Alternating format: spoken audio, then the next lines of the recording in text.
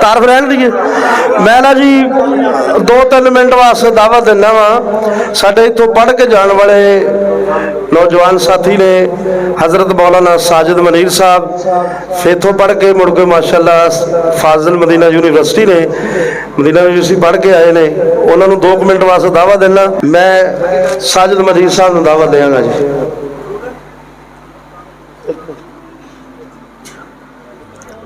अस्सलामु अलैकुम वरहमतुल्लाहि वबरकातुह।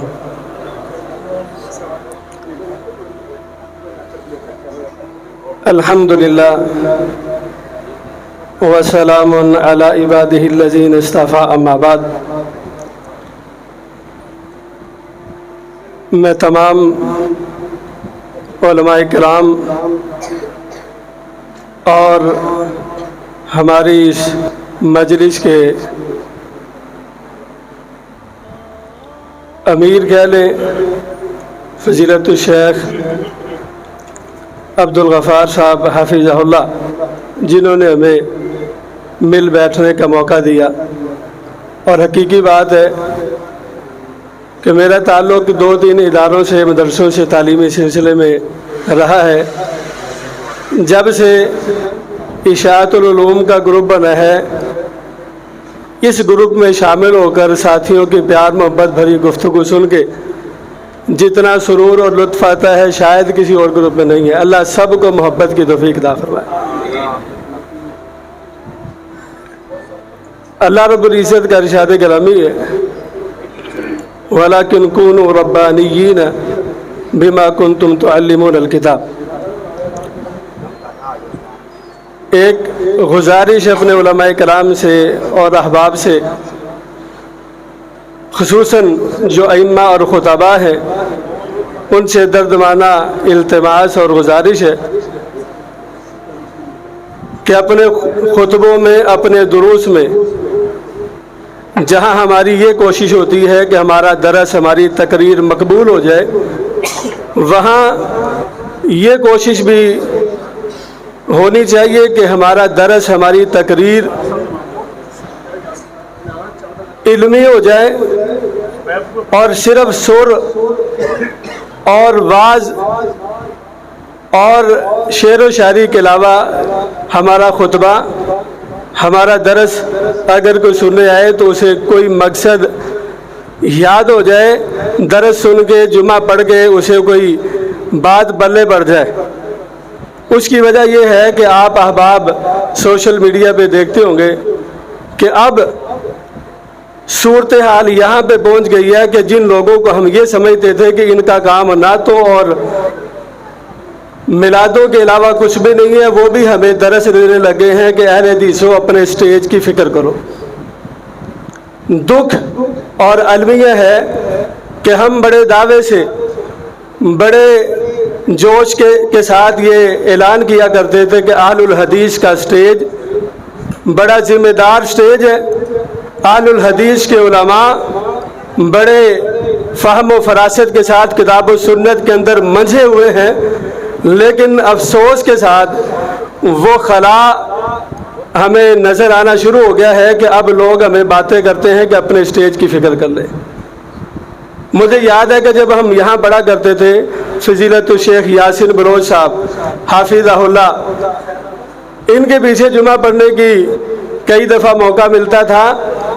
उस वक़्त की मुझे याद है, मैं उस वक़्त की गवाही देता हूँ। अब तो मज़ीद इंशाअल्लाह तरक्की होगी कि शेख मोहतरम का खुतबा जुमा जो है वो मजमून एक होता था और नज़र आता था कि शेख साहब आम दरस से हट के जुमे के लिए स्पेशल तैयारी करके आए हैं।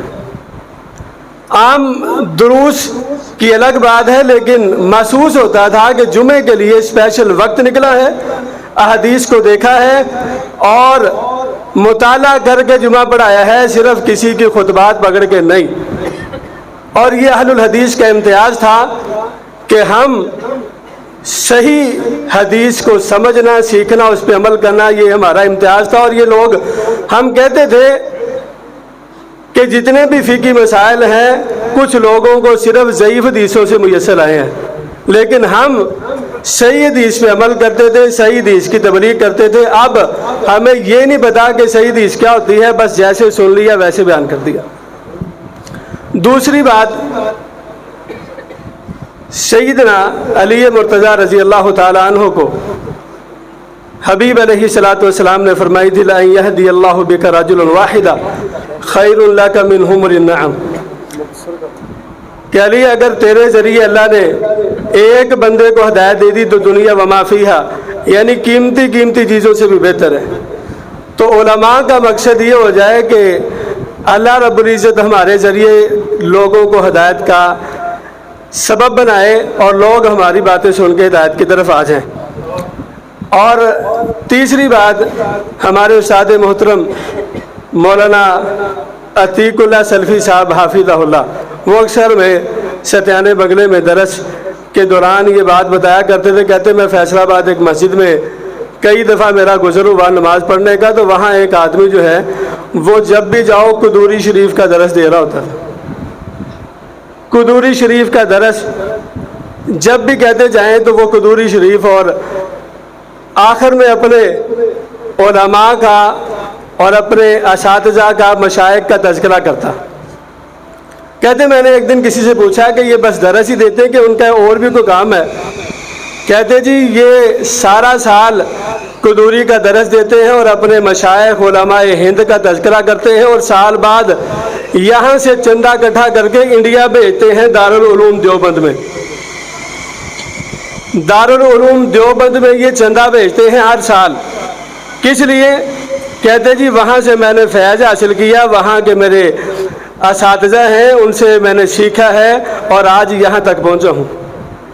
یہ ان کا سنانے کا مقصد ہمیں ترغیب تھا کہ اپنے ادارے کے ساتھ محبت، پیار اور لگاؤ ایسا ہونا چاہیے کہ زندگی کے کسی موڑ پر بھی ہمیں یہ ہمارے محسنین جو ہیں ان کو کبھی ہم بھلا نہ پائیں۔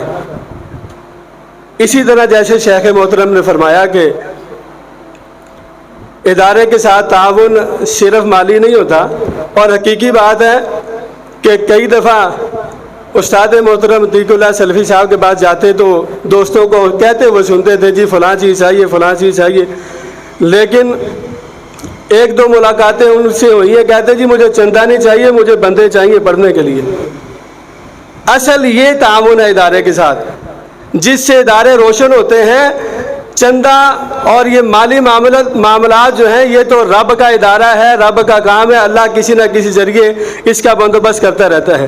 تو وہ کہتے تھے مجھے پیسے نہیں، اب مدرسے کے لیے طلباء چاہیے، بچے چاہیے جو یہاں پڑھنے کے لیے۔ اب آپ نے اپنے گاؤں سے چاہے چندہ بھیجے نہ بھیجیں، مدرسے کے لیے طلباء پڑھنے کے لیے بھیجیں۔ اور یہ حقیقی بات ہے کہ ادارے کی نمائندگی جو ہوتی ہے وہ طلباء سے ہوتی ہے، ادارے کی شہرت طلباء سے ہوتی ہے۔ اللہ ہمیں اس ادارے کی محبت ہمارے دلوں میں مزید بڑھا دے، آپس میں اتفاق، پیار، محبت کی توفیق عطا فرمائے، اور اس ادارے کو اللہ رب العزت مزید ترقیاں اور اللہ شجرۃ طیبہ بنا دے، ایسا درخت جو جس کا پھل جو ہے قیامت تک ہمیں نظر آتا رہے۔ اللہ ہماری محبتوں کو قبول فرمائے۔ وآخر دعوانا الحمدللہ رب العالمین۔